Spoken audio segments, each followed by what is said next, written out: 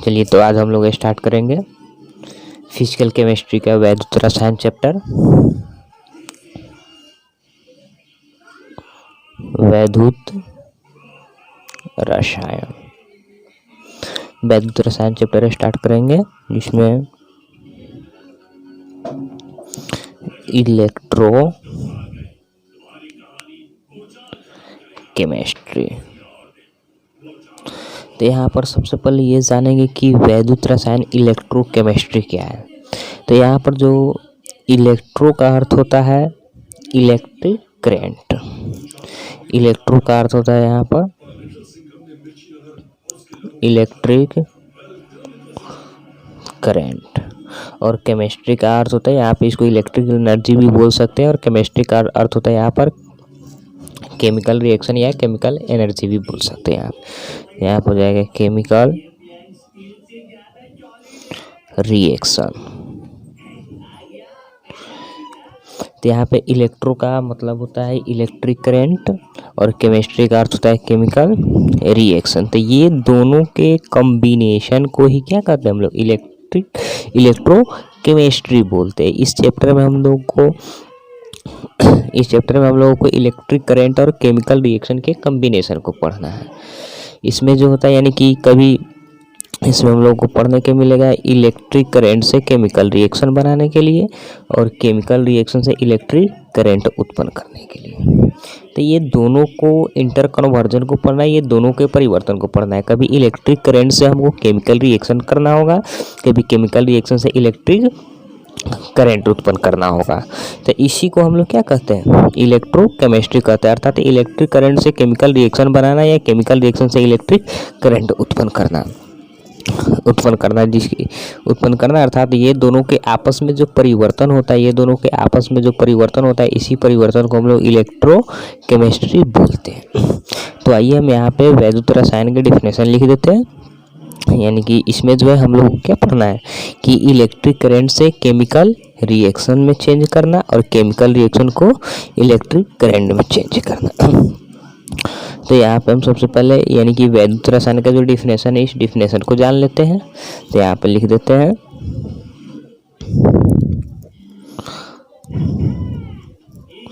वैद्युत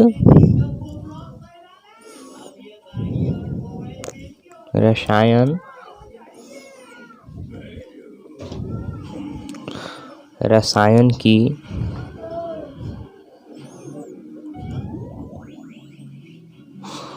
वह शाखा है जिसमें रासायनिक तथा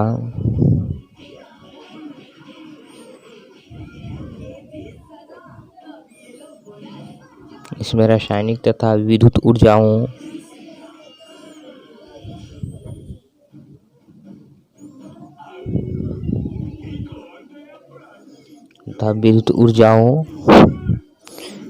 के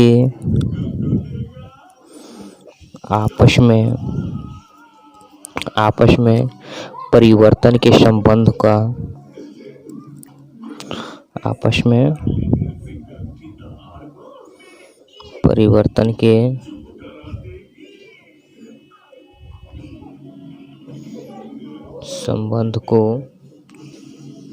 संबंध का अध्ययन किया जाता है। यानी वैद्युत रसायन हुआ यानी कि रसायन की वह शाखा है जिसमें रासायनिक तथा विद्युत ऊर्जाओं के आपस में परिवर्तन के संबंध का अध्ययन किया जाता है। उसे हम लोग क्या कहते हैं वैद्युत रसायन कहते हैं।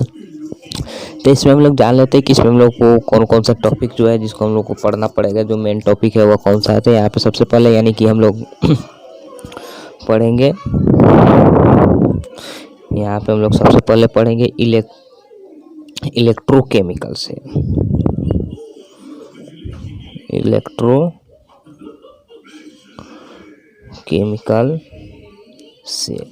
तो इस इलेक्ट्रोकेमिकल सेल जो होते हैं, इलेक्ट्रोकेमिकल सेल दो प्रकार के होते हैं, एक गैल्वेनिक सेल और एक वोल्टाइक सेल। तो इसका जो है यानी दूसरा टॉपिक होगा हमारा गैल्वेनिक गैल्वेनिक सेल या इसको हम लोग वोल्टाइक सेल कहते हैं। तो गैल्वेनिक सेल या वोल्टाइक सेल में हमको केमिकल रिएक्शन से इलेक्ट्रिक करंट उत्पन्न करना होगा। इस जो गैल्वेनिक सेल या वोल्टाइक सेल में पढ़ते थे, इसमें हमारा केमिकल रिएक्शन या केमिकल एनर्जी से केमिकल रिएक्शन से हम लोग को क्या उत्पन्न करना होगा, इलेक्ट्रिक करंट उत्पन्न करते हैं। इसमें इलेक्ट्रिक करंट उत्पन्न करते हैं। गैल्वेनिक सेल में हमारा होता है कि केमिकल रिएक्शन से हम लोग इलेक्ट्रिक करंट उत्पन्न करते हैं, उसको गैल्वेनिक सेल या वोल्टाइक सेल कहते हैं। और जो हम लोग का तीसरा टॉपिक होगा आगे जो इसमें टॉपिक पढ़ना है वो है नॉर्नस्ट इक्वेशन। नॉर्नस्ट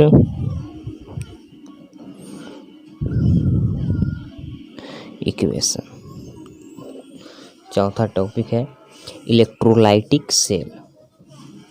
उसके बाद एक और टॉपिक उसको पहले लिख लेते हैं। एक और टॉपिक इसमें हम लोग को पढ़ना पड़ेगा चौथा में, रिडक्शन पोटेंशियल।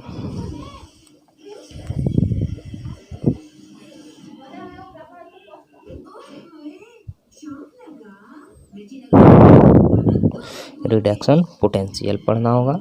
उसके बाद आगे जो है वह है इलेक्ट्रोलाइटिक सेल, जो केमिकल सेल का प्रकार होता है। केमिकल सेल का दो प्रकार होता है, एक गैल्वेनिक सेल और एक इलेक्ट्रोलाइटिक सेल। तो एक होगा हमारा इलेक्ट्रोलाइटिक सेल। तो इस सेल में क्या होगा, इस सेल में यानी कि गैल्वेनिक सेल में जो है केमिकल रिएक्शन से इलेक्ट्रिक करंट उत्पन्न करते हैं, इसमें इलेक्ट्रिक करंट से केमिकल रिएक्शन करेंगे। इसमें क्या करेंगे, इलेक्ट्रिक करंट से केमिकल रिएक्शन या केमिकल एनर्जी में चेंज करेंगे। केमिकल रिएक्शन करेंगे। आगे जो हमारा छठा टॉपिक है वह फैराडे लॉ, जो इसी में पढ़ना है हम लोगों का। फैराडेज लॉ पढ़ना है। फिर उसके बाद आगे जो है हम लोगों का टॉपिक है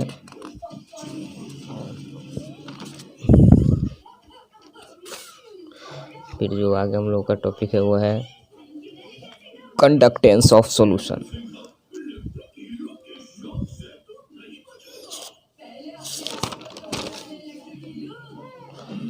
खत्म हो जाएगा।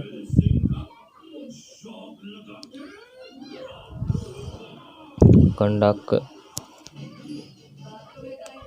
ऑफ सॉल्यूशन, यहाँ पे कंडक्टेंस ऑफ सॉल्यूशन को भी पढ़ना है। कंडक्टेंस ऑफ सॉल्यूशन यही से यहाँ पे हम लोग इलेक्ट्रोलाइटिक भी लिख सकते हैं।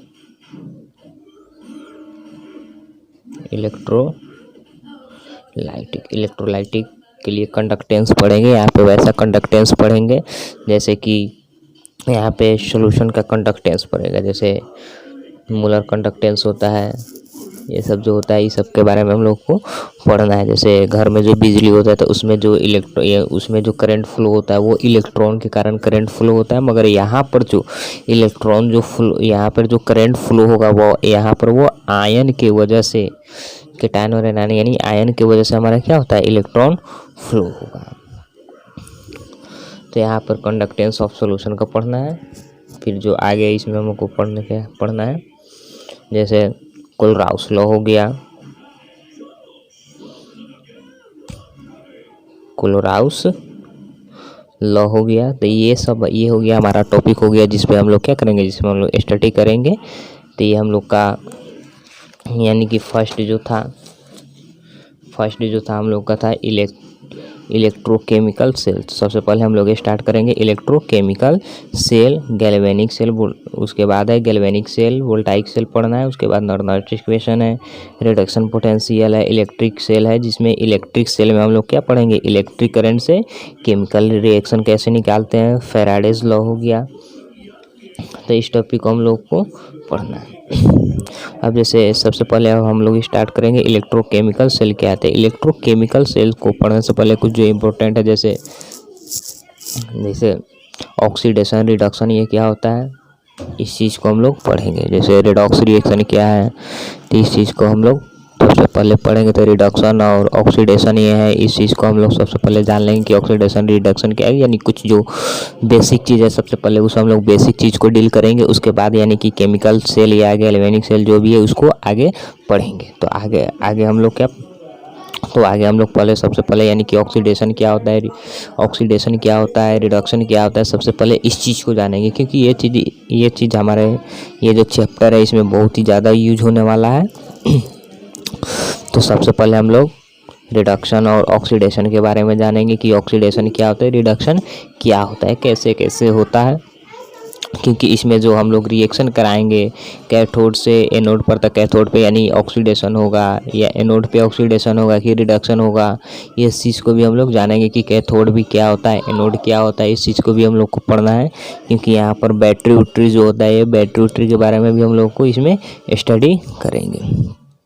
तो आज के लिए इसमें इतना ही। अगले जो वीडियो है तो अगले वीडियो में हम लोग सबसे पहले ऑक्सीडेशन रिडक्शन यानी जो बेसिक चीज़ है उस बेसिक चीज़ को हम लोग पढ़ लेंगे। उसके बाद हमारा जो चैप्टर है, जो सिलेबस है, इलेक्ट्रोकेमिकल सेल, ये सब जो है ये इसको स्टार्ट करेंगे। क्योंकि जब तक ले बेसिक चीज़ हम लोग को नहीं पता चलेगा तब तक ले चैप्टर के अंदर का जो चीज़ है उसको हम लोग बढ़िया से नहीं समझ पाएंगे। ठीक है, तो अगले वीडियो में फिर मिलेंगे।